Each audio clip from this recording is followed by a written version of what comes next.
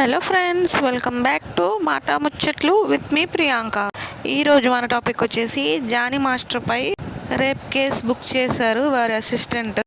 జనసేన కూడా చాలా serious warning ఇచ్చింది జానీ మాస్టర్కి. పార్టీకి కూడా దూరంగా ఉండమని హెచ్చరించింది. వివరాల్లోకి వెళ్తే, జానీ మాస్టర్ తన అసిస్టెంట్ని రూమ్లోకి తీసుకెళ్ళి బలవంతంగా నెట్టేసి కోరిక తీర్చమని చెప్పి బలవంత పెట్టారు.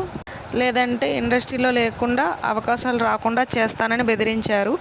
దాంతో ఆవిడ భయపడి పోలీస్ కంప్లైంట్ ఇచ్చారు. దీనిపై జనసేన పార్టీ నుంచి కూడా తీవ్ర వ్యతిరేకత వచ్చింది. పార్టీ వ్యవహారాలకు దూరంగా ఉండమని హెచ్చరించారు. ఏంటో ఈ సినిమా జనాలు, రంగుల ప్రపంచమే మనకు కనిపిస్తుంది. తెర వెనుక ఇలాంటి భూత కథలు నడుస్తాయి. ఈవిడ బయటకు వచ్చింది, రాని ఇంకెన్నో.